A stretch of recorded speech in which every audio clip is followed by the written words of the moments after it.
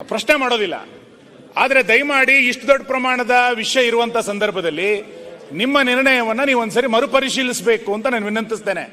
ಯಾಕೆ ಅಂತ ಕೇಳಿದ್ರೆ ಒಂದ್ ಸೆಕೆಂಡ್ ನೀವು ಬಹುಶಃ ನಿಯಮ ಅನುಸಾರವಾಗಿ ಮಾತಾಡ್ತಿದ್ದೀರಿ. ಬೆಳಿಗ್ಗೆ ಬಾಲ ಚರ್ಚೆ ಆಯಿತು, ನಿಯಮಕ್ಕೆ ಅನುಗೋಸ್ಕರ ನಾನು ಸಾಧ್ಯವಿಲ್ಲ ಅಂತ ರಿಜೆಕ್ಟ್ ಮಾಡಿದ್ದೇನೆ. ತಾವು ಮತ್ತೆ ಒಂದು ರೂಲ್ಸ್ ನಿಯಮ ಪ್ರಕಾರವೇ ಒಂದ್ ಸೆಕೆಂಡ್ ನಿಯಮ ಪ್ರಕಾರವೇ ತಮ್ಮ ಆ ವಿಚಾರ ಮರುಪರಿಶೀಲನೆ ಮಾಡಬೇಕಂತ ಇವತ್ತು ಕೇಳ್ತಾ ಇದ್ದೀರಿ. ಆಯ್ತು, ನಿಮ್ಮ ಮರುಪರಿಶೀಲನೆ ಮನವಿ ಮತ್ತು ಅರ್ಜಿ ತಾವು ಕೊಟ್ಟಿದ್ದೀರಲ್ಲ, ಅದನ್ನು ಪರಿಶೀಲಿಸಿ ನಾನು ಮತ್ತೆ ತೀರ್ಮಾನ ಕೊಡ್ತೇನೆ. ಈಗ ಬಿಲ್ ತಗೊಳ್ಳುವ ಪೂರ್ತಿ ಮಾಡಲಿಲ್ಲ ನಾನು ಚೂರು ಒಂದ್ ನಿಮಿಷ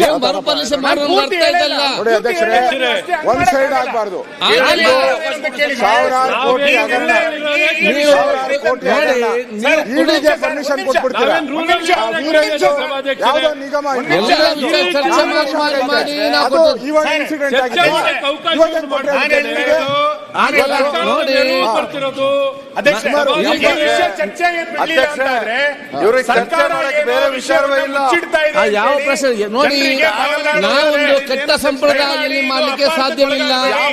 ಯಾವುದೋ 2 ವರ್ಷಗಳ ಹಿಂದೆ ಕೇಸ್ ತೆಗೆದುಕೊಂಡು ಇಲ್ಲಿ ಜುಡಿಷಿಯಲ್ ಎನ್ಕ್ವೈರಿಯನ್ನು ನಡೀತಿರುವಾಗ ಅಸೆಂಬ್ಲಿ ಸ್ಟಾರ್ಟ್ ಆಗಿ ನೀವು 8 ದಿವಸ ಏನು ಸುದ್ದಿ ಮಾತಾಡದೆ ಇವತ್ತು ವಿಚಾರನ ಎತ್ತಿಕೊಂಡು ಇವತ್ತು ನೀವು ಅರ್ಜೆಂಟ್ ಕೊಡಿ ಅಂತ ಹೇಳಿದ್ರೆ ನಾನು ಕೊಟ್ಟರೆ ಅದು ಕೆಟ್ಟ ಸಂಪ್ರದಾಯವಾಗ್ತದೆ.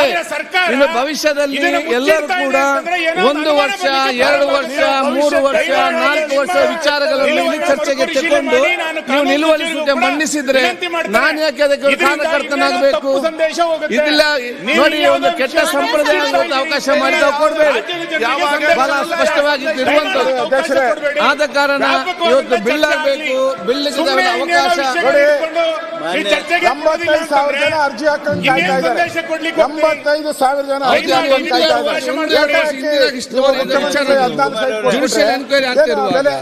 ನೀವು ಈಗ 85,000 ಜನ ಅರ್ಜಿಗಳು ಕಾಯ್ತಾ ಇದ್ದಾರೆ. ಏನ್ ಮಾಡ್ಲಿಕ್ಕೆ ಸಾಧ್ಯ? ಕನ್ವರ್ಷನ್ ಆಗೋಗ್ತದೆ, ಅಕ್ರಮವಾಗಿ ಕನ್ವರ್ಷನ್, ಅಕ್ರಮವಾಗಿ ಡಿನೋಟಿಫಿಕೇಶನ್, ಅಕ್ರಮವಾಗಿ ಸದನ ಚರ್ಚೆ ಮಾಡ್ಲಿಕ್ಕೆ ಕೊಡ್ಲಿ ಕೂಡ ಕೆಲವು ನಿಯಮಗಳಿದೆ. ನಾನು ಕೆಟ್ಟ ಸಂಪ್ರದಾಯವನ್ನು ಪ್ರಾರಂಭ ಮಾಡಲಿಕ್ಕೆ ನಾನು ಇಲ್ಲಿ ಸರ್ಕಾರಕ್ಕೆ ಸಿಕ್ಕಾಕೊಂತಾರೆ. ನೀವೆಲ್ಲ ಸಹಕಾರ ಸರಿಯಾದ ಒಂದು ಸಂಪ್ರದಾಯವನ್ನು ಮಾಡಲಿಕ್ಕೆ ನಿಮ್ಮೆಲ್ಲ ಸಹಕಾರ ನಮಗೆ ಅತಿ ಅಗತ್ಯ. ನಾನು ಚರ್ಚೆ ಮಾಡಕ್ ತಯಾರಿದ್ದೀನಿ ಅಂತ ಹೇಳಿದ್ರು ಸುರೇಶ್ ಅವರು. ನೋಡಿ, ಸುರೇಶ್ ಅವ್ರ ಚರ್ಚೆ ಅಂತ ನೀವು ಅವಾಯ್ಡ್ ಮಾಡ್ತಾ ಇದ್ದೀರಾ.